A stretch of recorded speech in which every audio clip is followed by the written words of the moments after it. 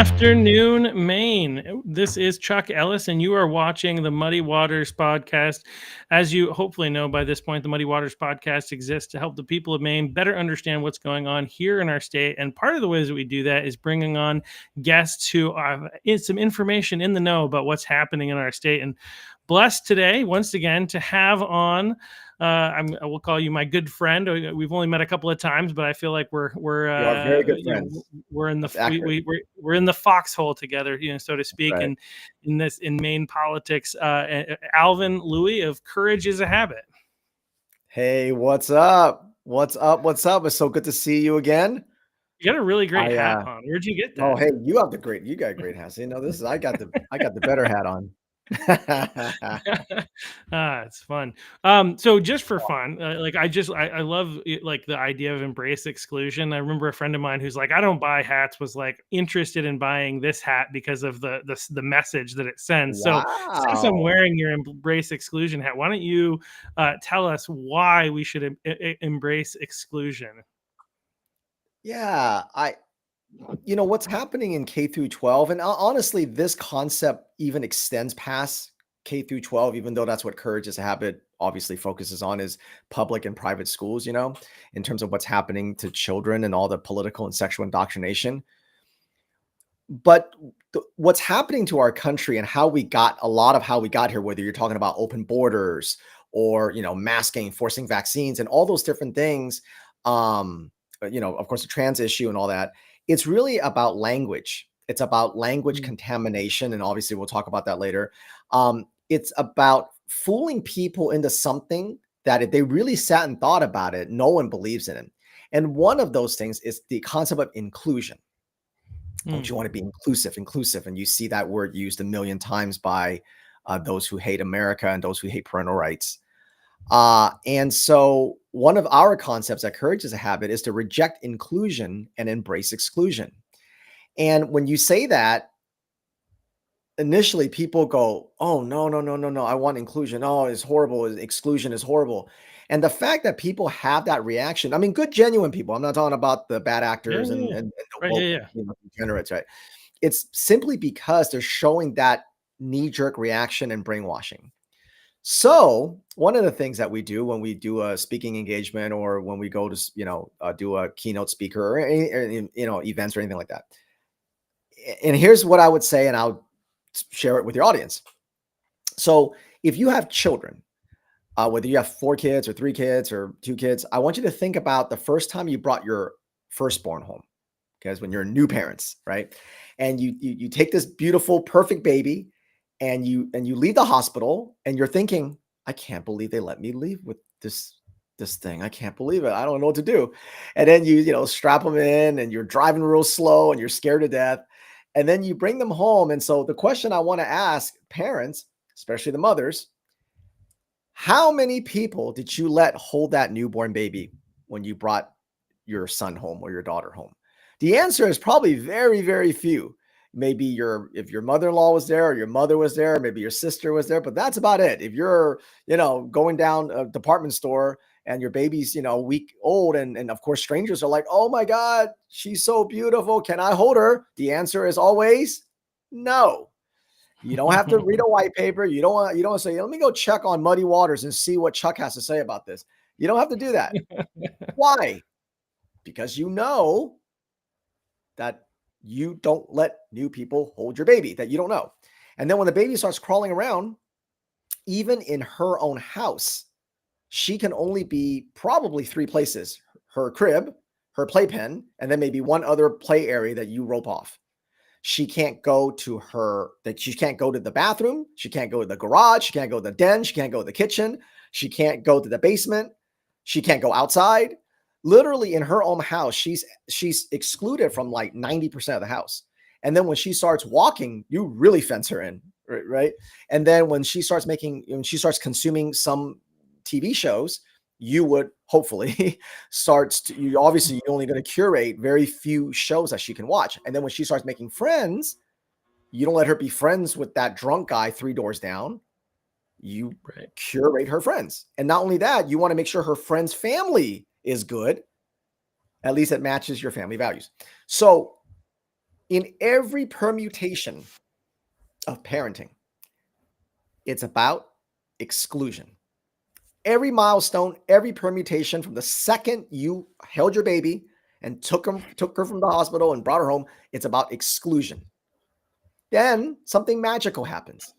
You bring this beautiful child, your most precious, your most precious thing in your whole life, and you bring him to a building titled school. And then a government employee paid by your tax dollars points a finger at your face and says, "What's the matter? Don't you like inclusion?" And you trip all over yourself and say, "No, no, no, of course I do. Of course I want my child to be inclusive." What? Why? Why? And when you put it that way, all of a sudden, the that mesmerization, that the wool gets pulled off, the hypnosis wears off. And you're like, "My God, there's nothing about parenting that's inclusive." In fact, if you're an inclusive parent, you're probably a pretty bad parent because you're lazy. You don't want to vet things. You don't want to vet people. You just let anything and anybody in your child's life. And that's what the Yeah. schools do. Drag queens, transgenderism, BLM, critical race theory, intersectionality, illegal aliens, you name it. Everything and everybody should be included in your child's life. And this extends to anything outside. Open borders. Why? Yep. Why do we have to be an inclusive nation? Why? In fact, there's nothing about your life or any of our lives that is inclusive. Like, look, we're good friends, but I can't just walk into Yeah. your house and announce. Right. We're good friends, but I can't just pop into your show when you're interviewing someone else and be like, "Hey, what's up?" You'll be like, "What are you doing here, Alvin?" So it literally nothing about our life other than the people that are literally that live under our roof, right? If you Yep. have wife and kids, obviously everything's inclusive. Whatever is yours is right. That's the only time you are 100% inclusive. If you work for a corporation and you work for the business analyst department, you can't just walk your ass over to the engineering department and sit down and start messing with their code. You can't walk up to your CFO's office, sit down and be like, "What are you doing?" People that don't work in your department needs to badge in. Everything about our life is exclusive. Yeah. So what is inclusion? Inclusion is the Marxist way of guilting you into into inviting things in your life that you shouldn't. And that's why we push that reject inclusion and embrace exclusion, because really embracing exclusion means simply drawing strong boundaries. Yeah. No, and that makes perfect sense, which is why I'm wearing the hat proudly. It's so interesting how like you position that, because before you mentioned that, I already knew that I was not interested in inclusion. Sure. Largely, like I think the idea in general of people being able to be included in society, I think that's what a lot of people probably think, right? A lot of times they're like, Right. oh, well, no matter what background you're from, you should be able to participate in society. But let's already covered in the issue of diversity.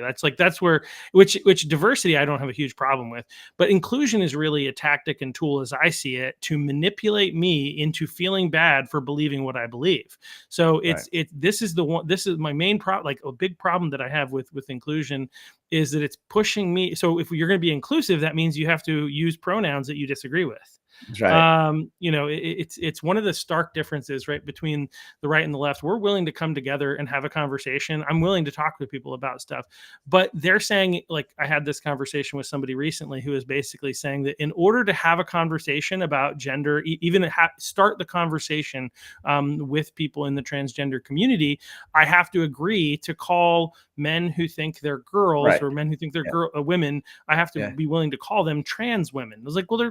they're not women at all. Right. Transgenderism is a mental illness. So no, Right. I'm not gonna start there. And she was like, well, then you're never going to be able to have a conversation with those people. I was like, I did not set those parameters. You're Right. telling me that in order for Right. me to sit down with you and have a Right. conversation with you, I Right. have to agree to say things that I believe are false. Right. Right? That's not okay.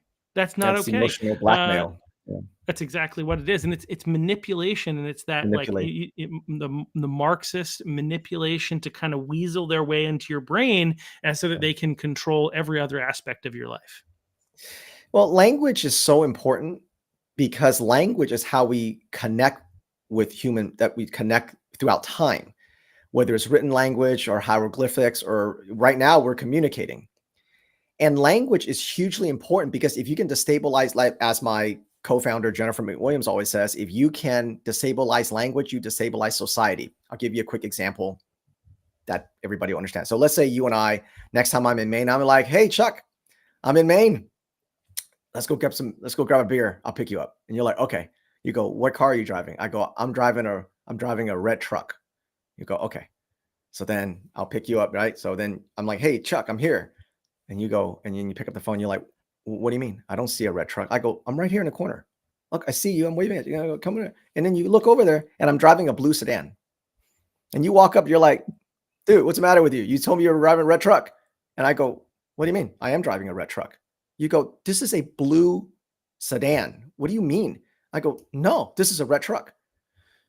On something as simple as that, like in my mind, I could define that as a red truck.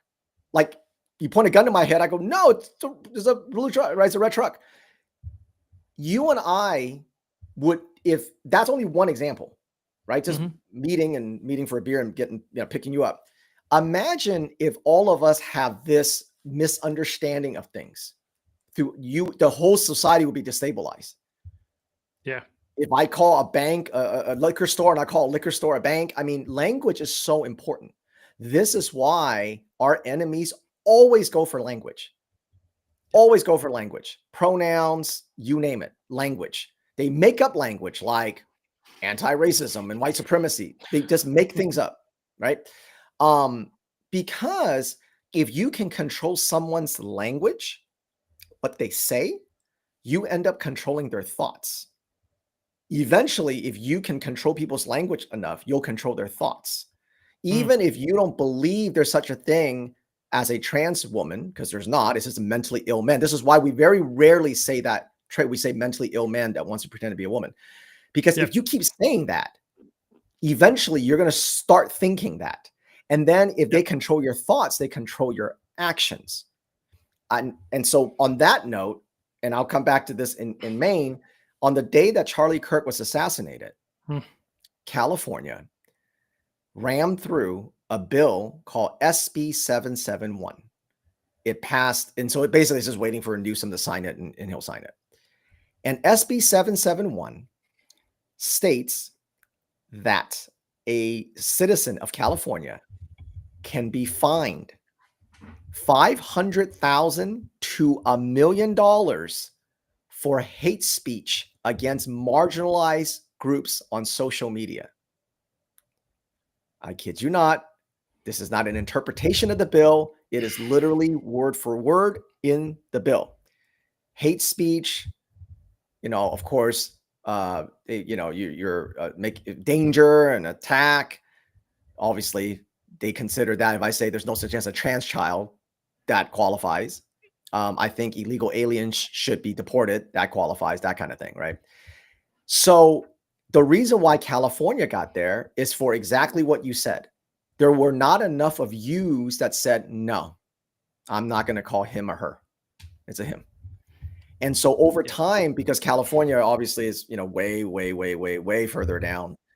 And they're always a crystal ball to the rest of the nation. In Maine, I just saw a teacher, Lauren Greener, who had this beautiful, heartbreaking 9-minute testimony where she basically quit being a teacher because they were going to force her to do exactly what you said.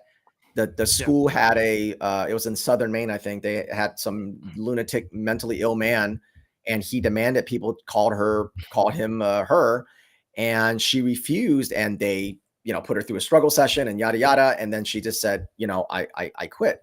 And this is how they get rid of the few remaining good teachers.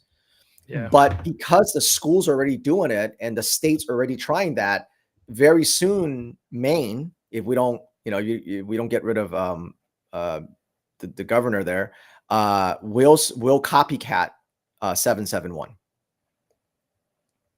So language is hugely important. Huge. It's everything.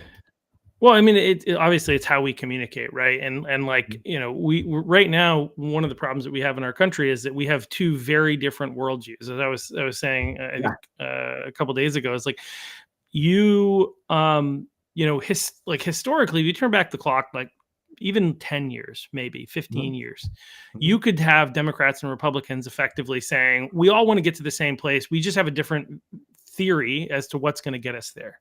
Sure. Now, how honest were people being? I don't know. That's a great question. But like, there was an argument that at least could be made is like, we actually Yeah. think this is going to work and help make things better for everyone. That's what we want. Um, but we're not going to the same place No. anymore. It's No. very clear. I mean, we're using different language, Yep. and we're like, one group. What's really interesting is, I'm having conversations with people on all sides of the spectrum, and some people are very devastated by what happened to Charlie Kirk. Other people that surprise me, like this is all the stuff that you see on the news, like everybody being like all more upset about the fact that Jimmy Kimmel, more concerned for America about the fact that Jimmy Kimmel was temporarily taken off of the air because he said some incredibly insensitive things at a very at a really challenging time for our country, than the fact that Charlie Kirk was murdered for having civil discourse. Right, and like there was like this somebody like just real like seemed to be like, oh, why did we fly the flags at half staff for and like good people that I know, and like just like but just can't. Anyway, we're just we got two different paths, and it's becoming more and more challenging to communicate with people who have like kind of given in to like I would just say that the only way that I can put it is like that are believing the mainstream media, that are Mhm. believing the narrative. And yeah, anyway, it's yeah, language is a significant portion of it, because like the reality is that we're the ones who are you can have a conversation with. We're not dictators, Right. unlike the joke that Trump said that he was going to be dictator for a day, and everybody's like, oh my gosh, he said he's going to be a dictator, he admitted it, right? And now there's this serious concern for his authoritarianism, because he's having ICE do what ICE is supposed to do and deport people who have illegally Yeah. entered the country, That's right. right? Yeah. This is Yeah. authoritarian because he Yeah. sends in the National Guard because in California they were like actually like attacking ICE Yeah. agents, and so Yeah. he needed to restore peace, and so that's authoritarian. Right. Um, It's language. It's all the main, it yeah. is, and that's exactly it. They're calling that authoritarian, but they're actually being the authoritarians in Yeah. all reality, in the Always, way in right. which they're trying to dictate and mandate Yeah. speech, Yep. medicine, whatever else it ends up being. And so What it's you put it's in your body, wild yeah. times. Yeah, yeah. Yeah, it's that's so this is why one of the projects or one of the campaigns that we do at Courage is a Habit is around media literacy. And this is Hmm. something unlike critical race theory or queer theory, this is something that the majority of people still have no idea, and it's already in K through 12, definitely in Maine, deep in Maine already. And it's a program that teaches children to only go to the legacy media as a credible source. And Really? so it is, we have it on our site if anybody wants to take a look. In fact, I pulled a book in elementary school in Maine as one of my examples in our tool. And if you go to courageisahabit.org and you click on NGO, courageisahabit.org NGO, you will find our exposure, our first part, and it's called Media Literacy Scam in K through 12.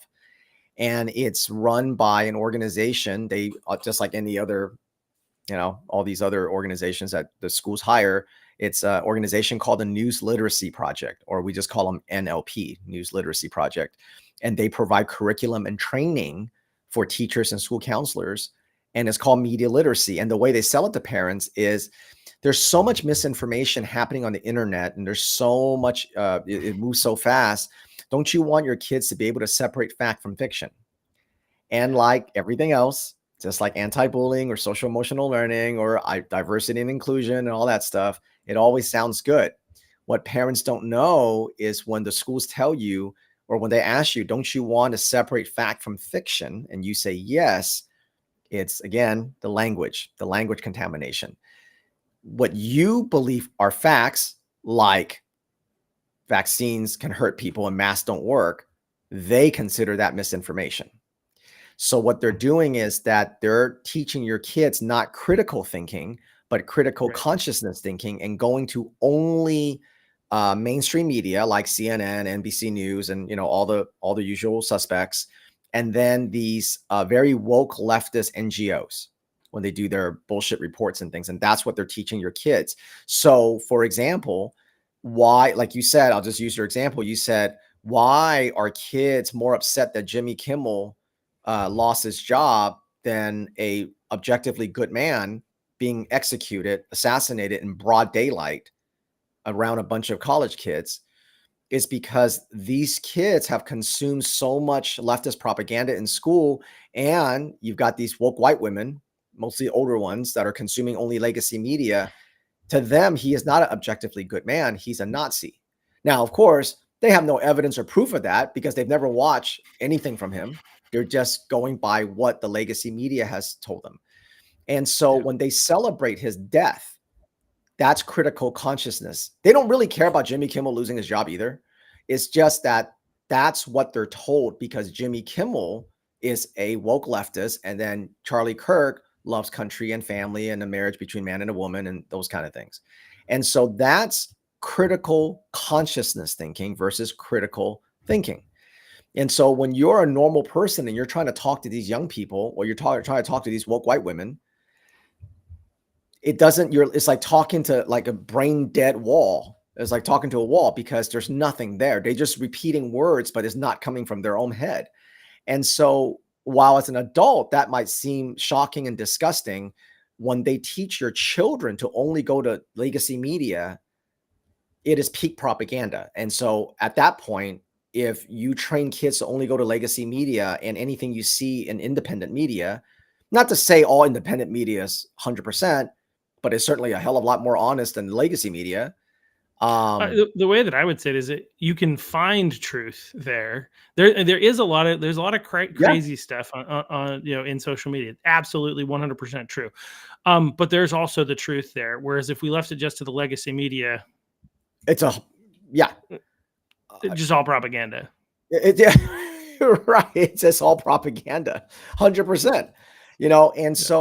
so the media literacy is something that every parent, whether you're, I mean, in Maine, obviously, but whether you're wherever you are, you should be looking that up, because I'll tell you, that's exactly what it's in your school. Look it up, ask them. Oh, the other thing is also, it can also come in under internet safety. Internet Okay. safety. That's the other thing. If you have the ability to pop open, share a screen, I just DM'd you one example from NBC News that literally happened yesterday that will reflect what I just said the last, 4 or 5 minutes there about media literacy. Let's see. We'll get this pulled up. It's a post from Jennifer McWilliams.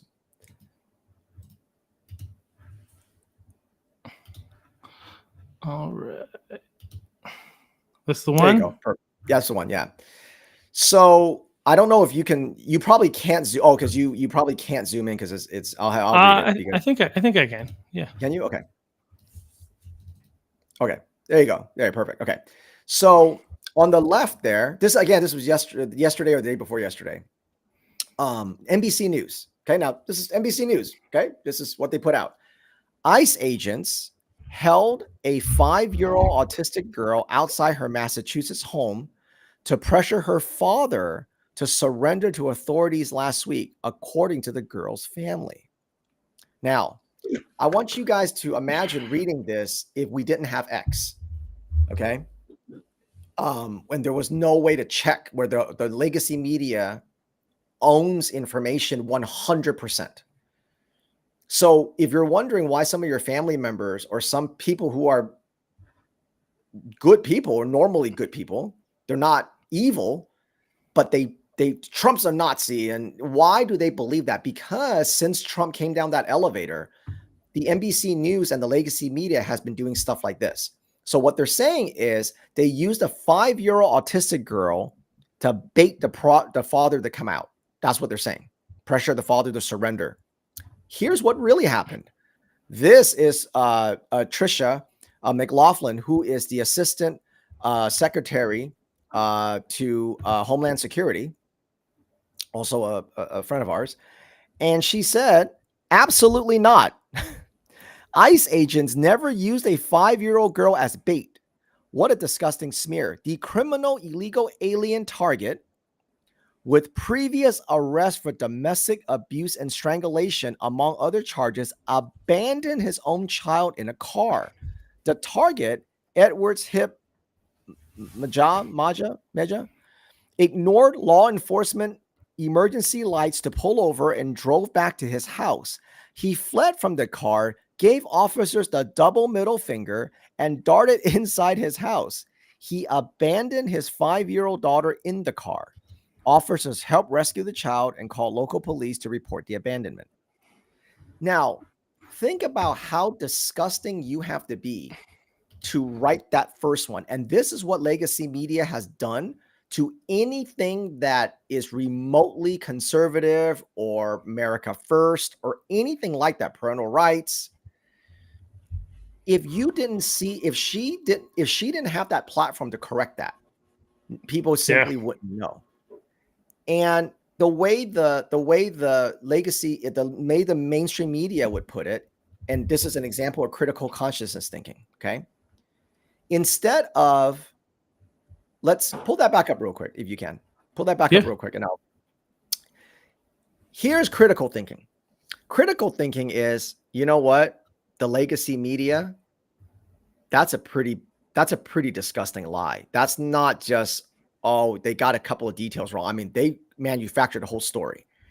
And there's talking about the father surrendering to authorities, never calling him an illegal, never talking about his previous arrest, never saying he abandoned the child in the car and ran in the house, right? That's critical thinking. You're like, you know what? When I read something from the legacy media, I'm really going to triple and quadruple check. That's critical thinking. Here is critical consciousness thinking. Okay. From somebody who is a critical race theorist, someone who is in your K through 12. They would read what Trisha said and the whole thing she said and say, how would the people of color and the Hispanic community feel being called an illegal alien target? This is white supremacy. We have to do better than this. We cannot call this it marginalize our Hispanic community. Also, it's coming from a white girl. Also, if you look at that photo, it's a white officer. So we have a white supremacy problem in this country. That's critical consciousness thinking. And that is what they drip into your children day in and day out and day in and day out. So by the time they get to college, which I don't know why any parent would send their kids to college at this point, they're not being brainwashed in college. They're being activated in college. They're being given assignments in college. Yeah. The brainwashing's already done. Yeah. Yeah. It's so sad that that more people don't see it. And that's kind of where I'm just like, what is going on with our world? That, I try to have these conversations with people and they just continue to believe the official narrative. I mean, a lot of people have woken up and a lot of people are continuing to wake up. Yeah. And, for sure. I think the Charlie Kirk, the Charlie Kirk, I'm really, really interested to see we're going to call it the Charlie Kirk effect or the Kirk effect, whatever they're going to end up calling it. Mm-hmm. And what that's going to do. Cause I do think that there are a lot of people in the middle that woke up as a result of this, but I think a lot of people on the left, were left leaning even, are more solidified than ever before. Like this just continues to reinforce something for them, because again, like you said, they don't do their research. They listen to Ilhan Omar and her nonsense that she spewed to the television about Charlie Kirk being a racist for saying that black women have less brain power. Well, if you watch the video, he's actually talking about 3 specific black women who themselves said that they got their job because they were because of DEI. Like, in That's other right. words, they were saying that they were not qualified for their jobs, Right, and and the he 3 said that they women he didn't talked have. about absolutely have no brain power, so that's absolutely true. Right. Right, and it's not, but the way that it's usually positioned is he said that black women have no brain Sure, power. It's like, sure. that's not what he said. It's like the same type of stuff they did to Trump, they do to Everybody. Well, look, it's everybody on the right. ICE is using that autistic girl as bait. That's Right. it. That's Yeah. the same thing. Yeah. It says It, that's media it's literacy. That's nonsense. media Yeah. literacy. Yeah. That's exactly Yeah. what it's media literacy. So the thing is, back to language, right? Yeah. Media is a very boring term. Media could be anything. Literacy is a great term because kids don't know how to read today. Yeah. 30%, only 30% of kids know how to read at grade level, which is already a lowered level. So this is terrible. So when parents see Yeah. media and literacy, nothing goes off in their brain. It just goes, just like social emotional learning, just like be kind.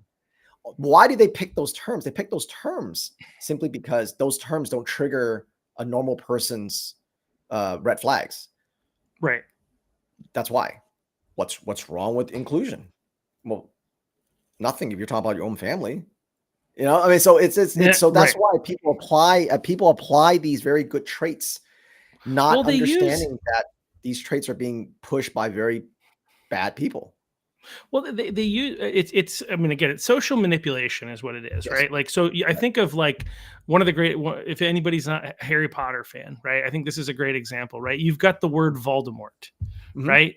Yeah. And why and then you have the two characters, Harry and Hermione, who Mhm. haven't lived in the wizarding world, and so they're just like Voldemort, and then nothing happens. Everybody else flinches because Mhm. they've been trained to Mhm. flinch. You know what I Mhm. mean? And so Yeah. like that's where, like, again, what you're talking about is in education from an early age, they're taught these words. They're it's very clear and very evident that these are holy and sacred words, Mhm. because for this group of people that we're talking about that are pushing this agenda, this is a cult, this is a religion, and so these Mhm. are religious observances that they're Mhm. ingraining in kids from a young age to learn that when somebody says something like this is how you know, and so they, Right. again, they Yeah. they take and they weaponize language against our children, against our culture, in order to make us feel bad, and a lot of us are tired of it. And so you call me a racist, you can call me a sexist, you can call me a bigot, I don't, whatever, it doesn't matter, because I know what you mean, and what you mean is nonsense. And so Steve anyway, it's Robinson from the main wire, I had a long form talk with him when I was there last, and he calls it a gypsy curse. I was cracking up. I think that's hilarious. He's like, a gypsy curse. And so he was saying that, when you have when my organization, Courage is a Habit, he goes, I really love that. I really love that that name, because you show people that all these gypsy curses, you're like, you're still here, nothing happened to you. None of yep, it. It's like you break that spell. It's like what you're saying, right? yep, You shudder. It's like you're a racist. Oh, no, no, no, no, no. My best friend's black. No, no, no, no, no. You start to trip all over yourself, and then really, if the way to break that gypsy curse is to say, yeah, okay, so what? Nothing happens. You're a bigot. Okay, that's it. that's what you You, want to you didn't think. cool. Yeah. My Yep. favorite is hate. You're Oh, hateful. yeah, You're yeah, hateful. I yeah, get yeah, that yeah, all yeah. the time. I use Charlie Kirk. He's a hateful man. Hateful, hateful. You should. Jeez, And so the way one of the kindest men ever. Just, I he's watched one of so the many of those kindest. videos, and He's you watch how he interacts with people who disagree with him and how oh incredibly tender he is. yeah, I watched one recently where he was yeah. talking to this girl who thought she was a boy, Oh and yeah, right. he just starts asking some questions, and like, he's Yeah, just incredibly kind. And even when he presents what he believes is a solution, he's yeah, like, "You're probably not going to like what I may have to say, but this is what I honestly believe is," and like the idea that yeah. this guy is hateful. Okay, Oh sorry. yeah. He's probably one of the kindest and probably the most respectful people who've probably in the country who's like ever lived. He is very, very kind, very Yeah, respectful. At in least my very life. respectful for sure. Yeah.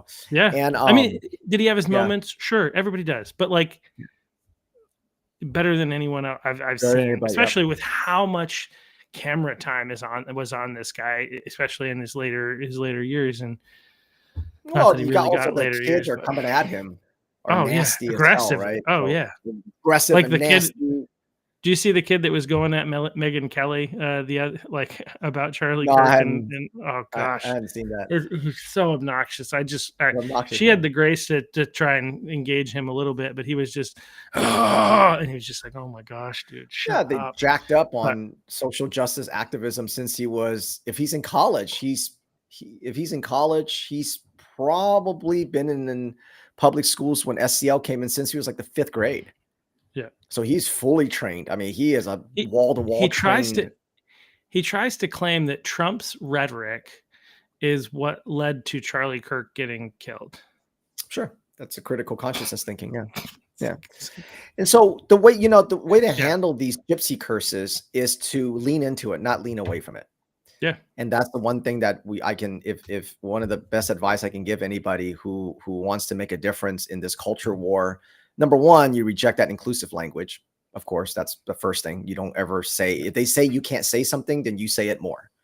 That's the right. first step. And if you can't do that, then you're not even off the block. You're not Yeah, even taking that first lap. You don't even get off the block. If you can't, if someone goes, I don't want you to say this because it's offensive and it's going to hurt my feelings, and you actually don't do it, then you're done, because you're not even off the block, because they're going to use that, your kindness, against you to keep you silent forever. And then yeah. it'll end up being, SB 771 in California, where it's 500,000, for hate You speech. you got to But you got to respond more like Jordan Peterson when he was in this interview, and I can't remember what that she was saying. Basically, like, well, why not? We got to be. I don't. The word wasn't inclusive, but basically, we don't want to offend other yeah, people. And he's like, you oh run the yeah, risk though that yeah, you're going to yeah, yeah, offend yeah, me. yeah. It was Because that great. is Yeah, she offensive was to me. And she's like, she didn't know how to respond. nothing. It broke her Yeah, brain. It broke her brain. yeah, So when yeah, you lean into the gypsy curses, as I'm stealing the term from Steve there, if you lean into that, then they've lost all power, because the source of a woke person's power is your empathy. That's right. why they always elicit it, is your Yeah. empathy and your guilt and your kindness. They just use that as the trident merry-go-round. That's their trident: your kindness, your empathy, and your guilt. And Wh- if you Which is rob why them of they're that, really focused. Which is why they think they're really focused. You hear them talking a lot about with kids about how they're really empathetic, yeah, right? This is where, like, I remember seeing some stuff because in my school, some people were upset about like how much money we're spending on taxes, given the fact that my school district does not. The kids are not performing well. We're one of the worst in the state, I think, here in Westbrook, the lower half at the very least.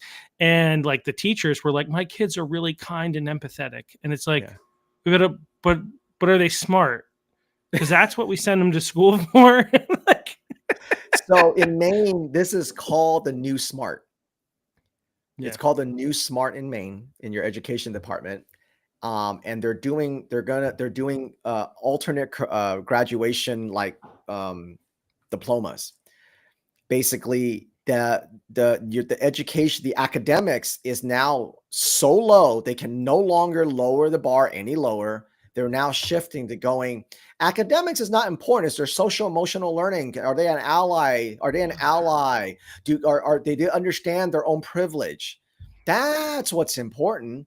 And that is critical consciousness thinking. And that's what social mm, emotional learning has brought into your state, because you guys had it for about 7 years now. And so they literally call it the new smart. it's wild. That's So one of the things that you painful. do is you guys do some research into some people here in Maine. Do we want to look at some of that? Absolutely. So, yes, we obviously love to pick on your school board members. And here we've got a chair, I think, is what we're going to queue up here. A school board chair from MSAD 11. And her name is Becky Fless. And she's been a chair for a long time. And so I'm going to just set this up and then you can play it. So here is June 5th, and you'll hear Becky, where she tries to tell a citizen that he cannot bring a sign. Okay, the sign's not violent. He's not saying, I want to kill somebody or anything like that. And we'll show you the sign, and you'll hear her play dumb. You'll hear her play dumb. That the school board policy is that they don't allow signs. So remember, this is June 5th, 2025. All right. And this is a school board meeting, right? This is during a school board meeting. Yep. This is a video from an official school board meeting. Yep. All right, here we go. What you're about to see is a school board meeting from just last night, June 5th. A gentleman brought this sign. It says, God made them male and female.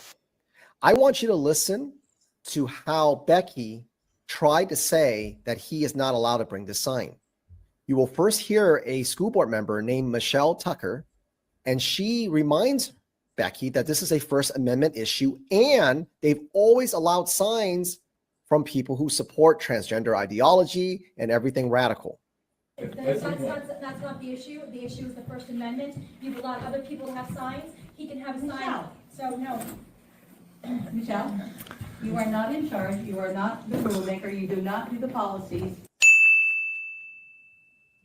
Notice how she tries to play dumb. Remember this when she says, does school board policies allow signs?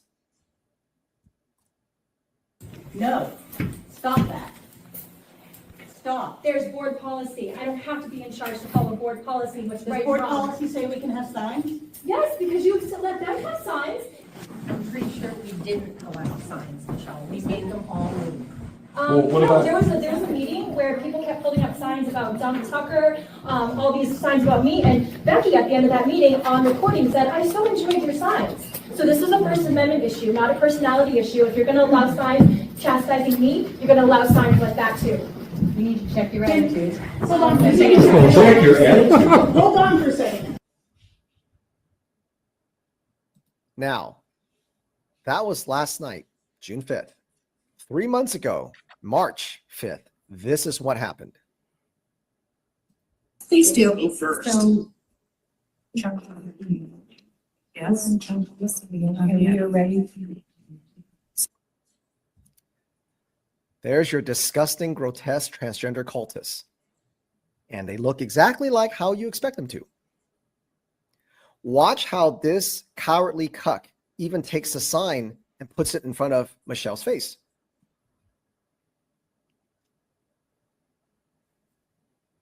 So, all right, everyone in the audience, thank you for being here. And Michelle, please, I'm sorry that this is happening to you, but okay. Becky says to Michelle, I'm sorry this is happening to you, but oh well. That's how disgustingly hypocritical Becky Fless is. This is a board chair making policy decisions for your children. So we need And of course, another disgusting transgender. we need to excuse the public. Motion carries. I've enjoyed all of you, every one of you. Please go and enjoy your lives outside of this room.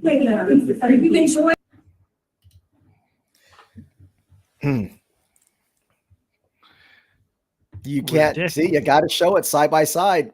The hypocrisy, because the earlier in March, there was a bunch of transgender cultists that supports all the transgender lunatic that she supports. She's a transgender cultist, and that was fine. They were slamming the school board member there, chastising her, insulting her, and she was like, I enjoyed all of you. And then when that guy had a sign that says, what was it? God made male and female. Yeah, she made a big deal. So this is so it's really, for us, it's really important that parents understand, because there's so much, it's not happening. All we want to do is support all students. So when we string someone up like this and really just open them up like this and humiliate them like this, it's for us to be able to show parents, look, this isn't just some lunatic sitting in the corner. This is a school board that makes policy decisions that impact your children's day-to-day culture, where they're at 7 hours a day for 5 days a week for 13 years. And so if you think about her, she's so discriminatory against one man bringing that simple sign. You can imagine the policies and the attitudes that goes into those policies, how it impacts your children. And so if you wonder why children are celebrating Charlie Kirk's murder and all these different things and how they're just social justice, brainless lunatics, it's not because they're born that way. It's because they're trained to be that way by people like Becky Fless. Yeah. Yeah. Anyway, it's so, I don't know. Like you said, showing it side by side, it's incredibly obvious. Like, like not only did they allow those people to have signs, but they allowed them to parade around, do a circle, Yeah. make sure that they could show it to the camera. Yeah. Like they knew what they were doing, and also, as you said, like kind of shove it in her face, which has to. I mean, God bless Michelle Tucker. That woman Yeah. is fierce, and she's She's a really fierce. strong woman who is obviously stands up for herself incredibly well and can handle a lot of criticism, because that is one of I would have to suggest that that's probably the worst school board in the state of Maine. Maybe I'm wrong, but They're like, up there. They're up in there. so many different levels. There are other school Yeah. boards that do horrible things, but I feel like that one has some of the most vicious people in it. It seems like, from what I've seen. I was there.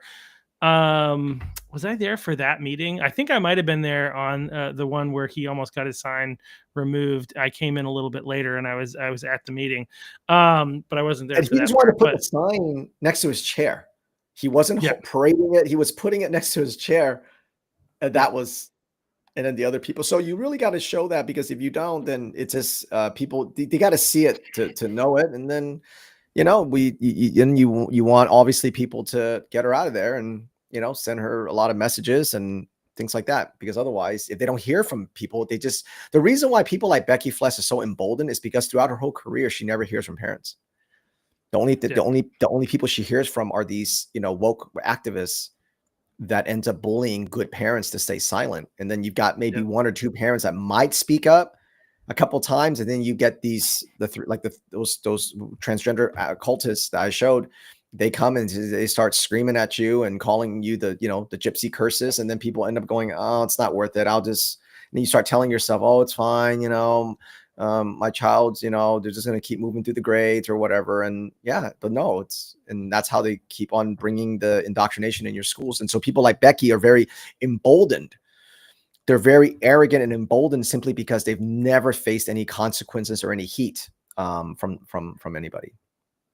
Right, and they have all the support of the administration and all this Teachers unions and all Right. all the nonsense groups. And so Right. we have to fight back, and we have to fight cleanly. We say fight, and I feel like because of the insanity of the other side, we have to be like, not physically, like, not that we're violent. The other side is violent, but they think we're violent somehow. And if you ask them why, they're just always going to cite January 6th, and oh my gosh. Anyway, but like that, It's funny. You'll notice the other side never says we're going to fight back, but peacefully. Right. But Well, they never say that. Even if they're not being violent, they don't actually put that disclaimer in there. You'll notice that. Even if they're not going to be violent, they never put that disclaimer in there. Because our side, conservatives, generally speaking, are out. The makeup of a conservative, especially if you're a Christian, it's a very bad matchup. I always say it's a bad matchup for communism, because the actual inclination for a conservative and even a normal person, let's say a person, they don't vote Republican or Democrat, they don't vote at all. There's a lot of people that simply don't vote at all, but they're just normal people. But if you ask them their theories in life, like, do you think we should have illegal aliens come in and kill Americans? Their answers are going to be quote unquote conservative, which is simply just another word for common sense, right? But so for normal people, so I'll just say normal people, but especially people who are Christians, their natural inclination, especially Western Christians, are to leave everyone and everything alone. Right. Is if somebody says you've hurt me, is to say I'm sorry. Is to say I need you to take a step back, and you'll say I'll take a step back. That's just a natural inclination when it comes to generally good people, because they just want to worry about their family, their jobs, their hobbies. That's it. They're not looking to intrude on anyone or anything. But communism is not like that. Communism, it's an offensive ideology. It doesn't create, it must take over. Like, if you think about it, there's no such thing as a brand new LGBTQ or transgender show, company, nothing. There's nothing new. They don't create anything. There's no new business. There's nothing that they create. They can't, because no one would they don't make anything worthwhile to anyone. So what they have to do is they have to take over. They have to take over Disney. They got to take over the American School Counselor Association. They have to take over the American Academy of Pediatrics. They have to take over Bud Light. They have to take over Jaguar. They don't make anything because communism and it's a virus. It takes over. BLM doesn't create anything. It just takes over and destroys. And so because those two life philosophies, it's a very bad matchup unless normal people start having some offensive mindset. Because if you don't have an offensive mindset, if you're always playing defense, you're going to lose that battle eventually because it's easier to push someone back if they're always, if they're always doing this. And so this is why Courage is a Habit. We take such an offensive mindset when it comes to things like embrace exclusion or reject inclusive language or turn in that opt-out form or bring parents in and ask these questions and follow up and do this and, expose these right? Put them side by side. And why do we do that? Why do we put their face up? Because we want to create an offensive mindset so that people go, I'm not just a punching bag. Because a lot of parents feel like you have my kids, you're going to call me a racist. I'm just a punching bag. And that's a defensive mindset because you're not a punching bag. You have constitutional rights. You've got God-given rights. You have parental rights. You should not be on the defense, and so we just want to remind people. That's what we try to do is remind people of that.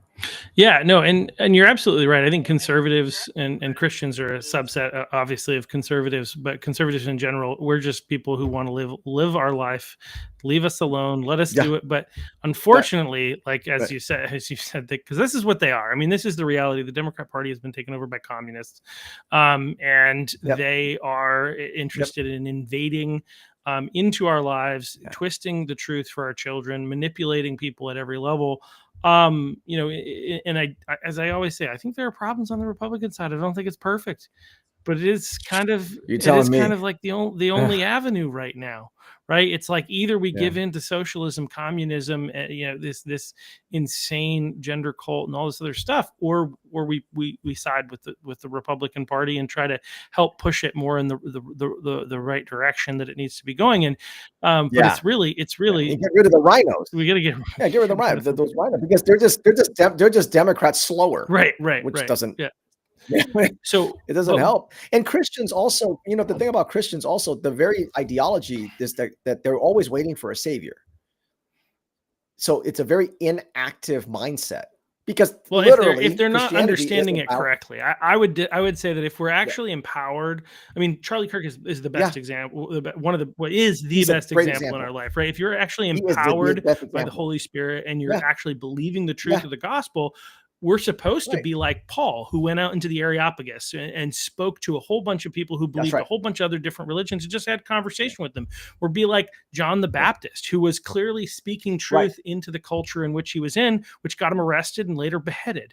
Right? This is the call. We're to do difficult things. If there's a place in our society where there's so many challenges, where there's so much hopelessness and so much need, then it's incumbent upon the Christians in that society to say that's where we need to go. I was appalled. I didn't really think about this until I was watching like one of my favorite politicians in history, and I cite him as much as I can, is William Wilberforce. I like to talk about him. One of my favorite movies is the movie Amazing Grace. And I was watching The Interview, which if you guys haven't seen it, Jordan Peterson and Charlie Kirk about 4 months ago, it kind of gives the timeline of Charlie Kirk's career, how he got started, why he got started all the way up until today. Apparently it's the only one like this that's been done. So timing is interesting. God will give him credit. But he talks about it was only 6 years ago. Charlie Kirk, who's an incredibly intelligent person, incredibly well studied, he didn't even know who William Wilberforce was until about 6 years ago. Right. And it's like, wow, okay. If you're at home and you're like, William Wilberforce, who is that? Right. William Wilberforce is the primary driving force that abolished slavery in the British Empire and really much of the West. The African slave trade was ended in large part by William Wilberforce. And they have an interesting conversation about why people don't know who he is. But he was a merchant, a son of merchants, and he was like a wealthy family. But he grew up learning from an old monk, and this monk had formerly captained a slave ship.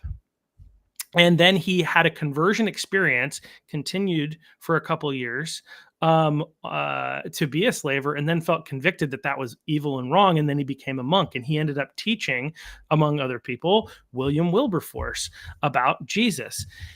And then he wrote this song that's called Amazing Grace. And he was the primary influence that caused William Wilberforce, when he had this moment of he kind of drifted from God and then came back and really felt he was about to leave politics and maybe go into becoming a monk. And he goes to see John Newton, is the guy who wrote Amazing Grace. And John in the movie says to him, "Wilbur, you have work to do," indicating politics. And then he goes forward and he abolishes slavery in the British Empire. This is the call of, if we're Christians, we need to go where the need is. And the need right now, one of the biggest needs, is in politics. Right. Yes, as Christians, the purpose of the church is primarily to advance the gospel, but it's secondarily and alongside that to create and redeem culture, which means helping fix our world, right, and not being soft and not sitting on the sidelines and saying, I'm just going to try to be a nice, positive member of society. Nope. Sorry. We're called to do the difficult things. Yeah. Be the salt, the salt and the light. And, the salt and the light changes things. The salt, when you pour salt on something, it changes the makeup of this. The same thing with the light. Yep. Light gives life. Light, but that's why we always say, shine a light on evil. And so if the idea is waiting, having Jesus as a savior is one thing, but waiting for him to fight your battles has what has become of a lot of Western Christianity, which is why, even though we are a Judeo-Christian nation, that is the only discrimination remaining is against white Christians. That's the only true discrimination that's allowed up until very, very recently in all aspects: education, admissions, hiring. Hillary wanted to make sure that everybody knew that they could still double down on that. So in the wake of Charlie Kirk being shot, I think she was on TV yesterday or the day before and telling people that white Christian men are a serious threat. Yeah. The white Christian man, the one who represented Christians better than anybody, even pastors in this country, was assassinated in broad daylight. But the white Christian men are the ones that are most dangerous. And see, they just don't, nothing stops.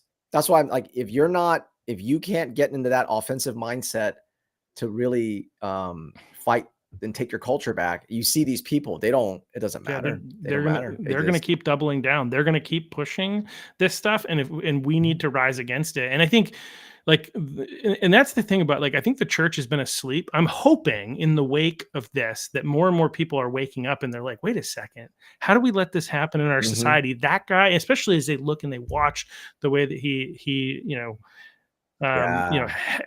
composed himself, held himself, the way that he interacted with people, and be like, that's what we need to follow. I don't know what we're doing in our churches, but that's where we need to follow. And the truth is, the churches are I've probably said this on here before, but the churches are basically like, well, we don't want to engage in politics because we don't want to, cause a stumbling block for people to come to know Jesus. And it's like,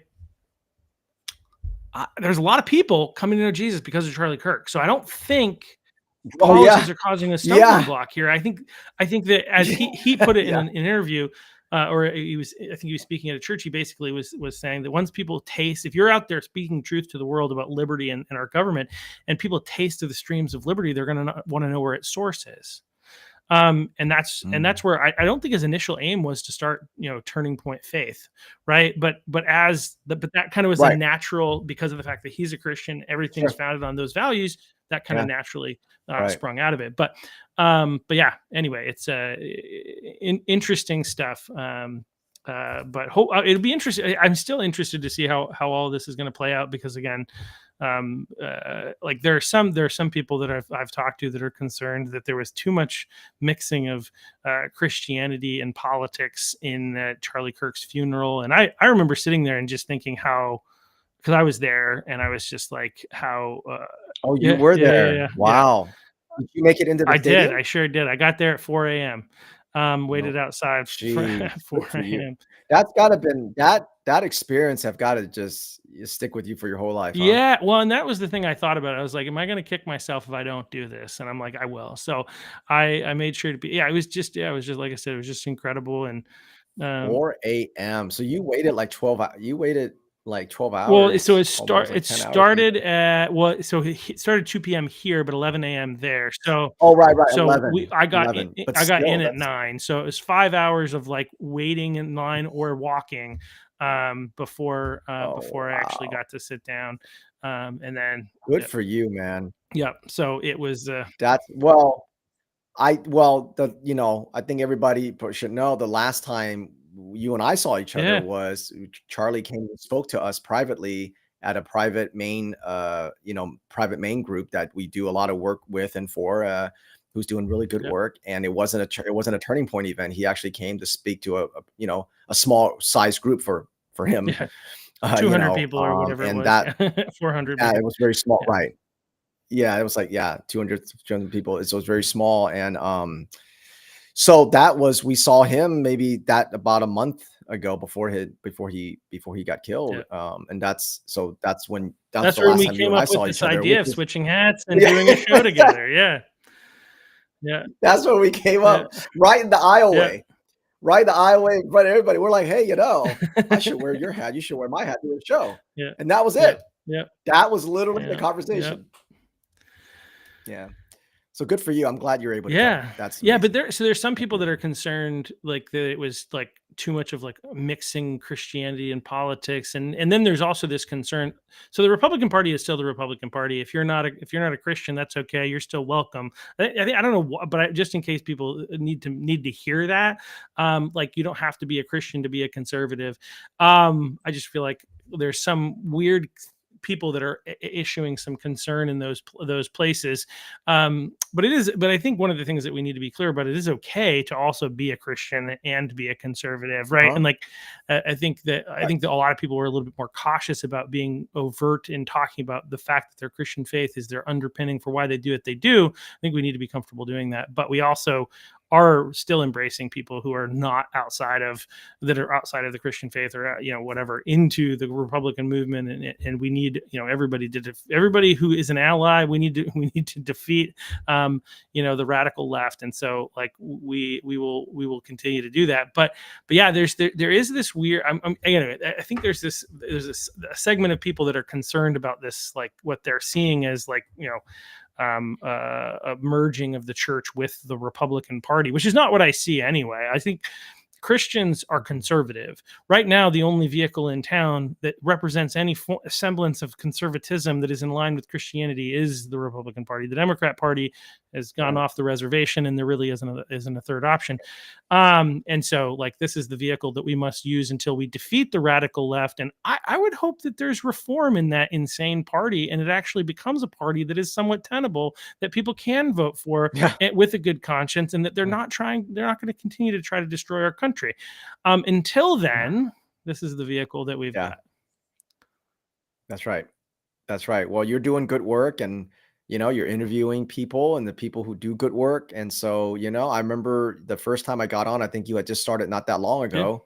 And you're very well respected because even when I was there, I heard, it's just in passing, I saw him on Muddy Waters. And so you have a lot of respect and you just do good, honest work. And I respect the hell out of you for just, hey, I'm just going to do it. I'm just going to put a camera.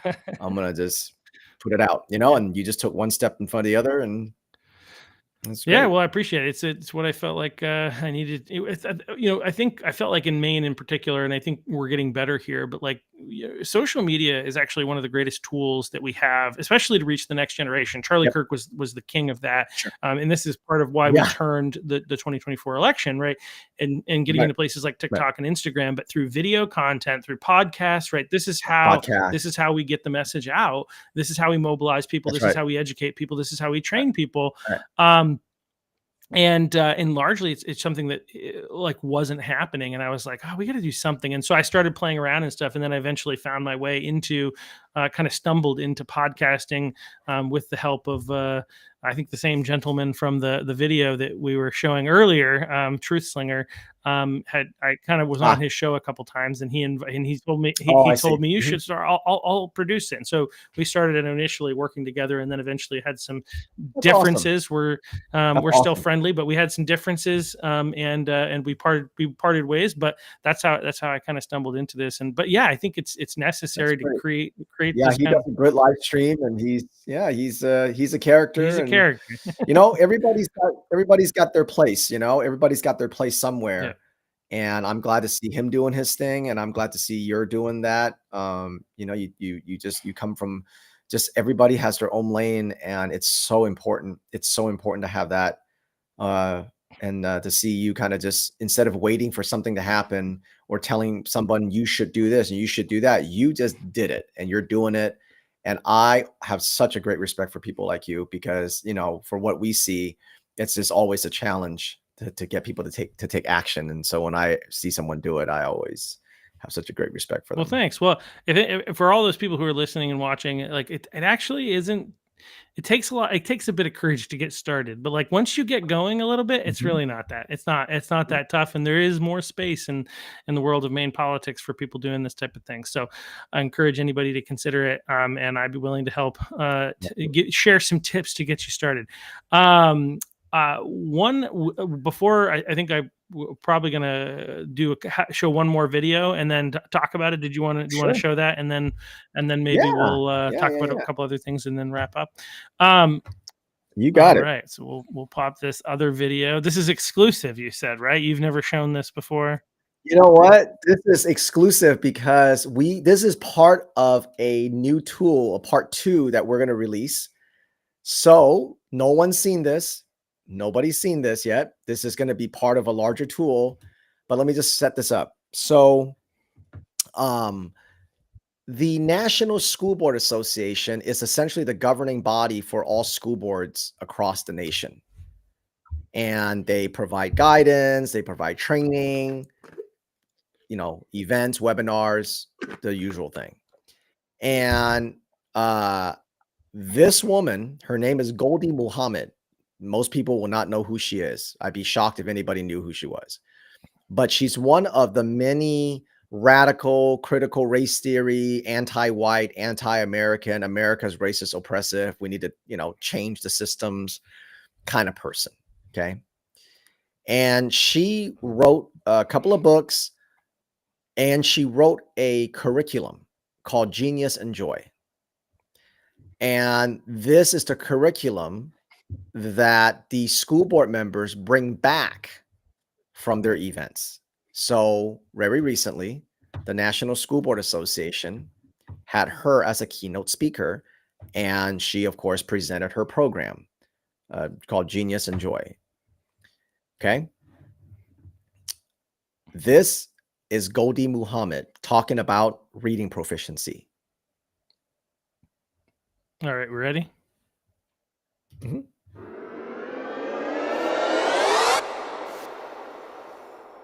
That's why I don't like it when people say the teenage child can't read. You can say that they struggle with decoding or fluency or reading text. That's a fair statement, but don't say they can't read, because reading is not just print text. You can read an image, you can read a video or a film, you can read the sky. You can read somebody's facial expression, their body language. Language is more than just words on a page. Language is sound. It is, I have looked at some women at their face, and I knew exactly what they were saying without even uttering one word. So language is so much than just print text. Yeah.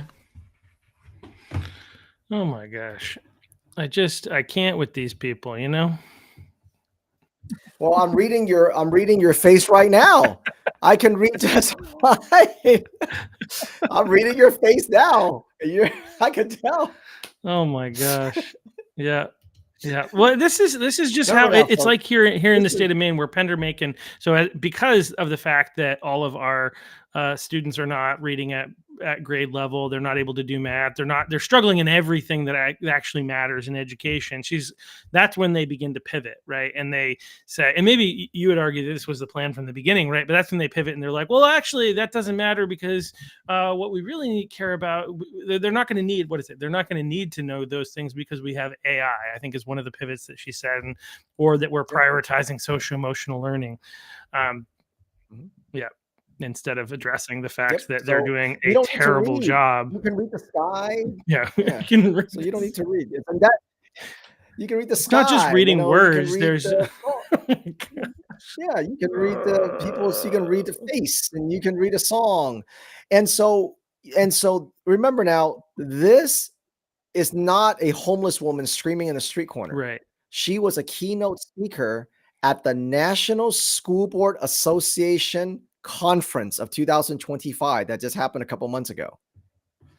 And Becky Fless, the one we just showed, the hypocrite of the year, she took time out of a school board meeting and bragged about this genius and joy and how great this is and brought it back. And so these people are holding these people as standards.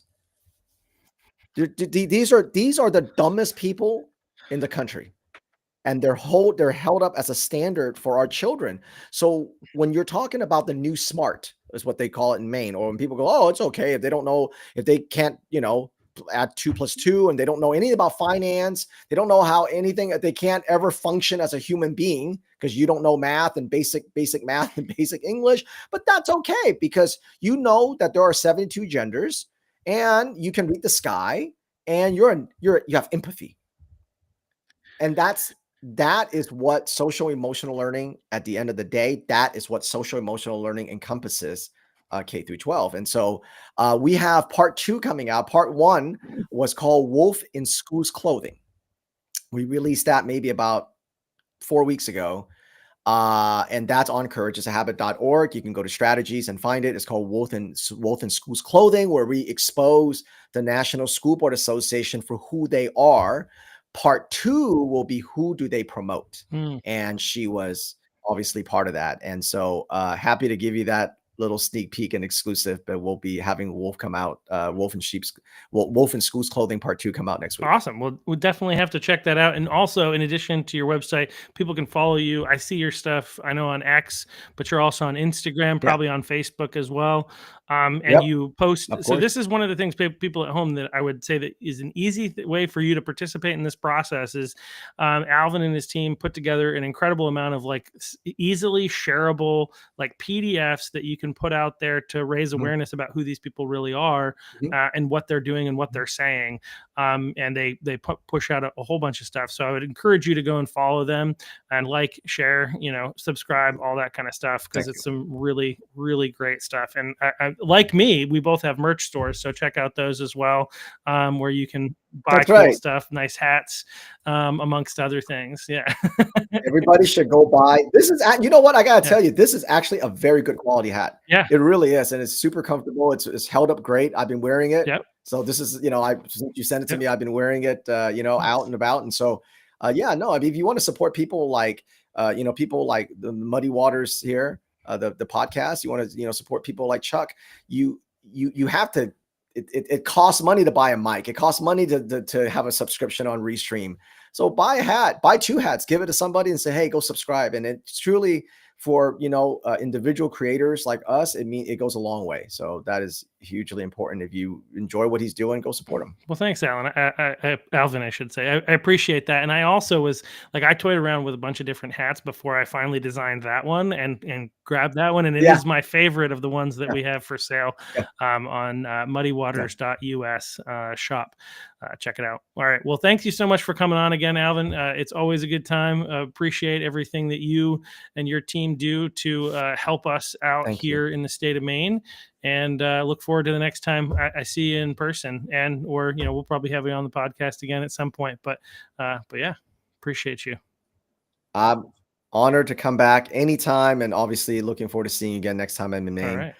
Keep up, keep punching, keep doing what you're doing, man. Do what we can. All right. Thanks. See ya. Catch you later.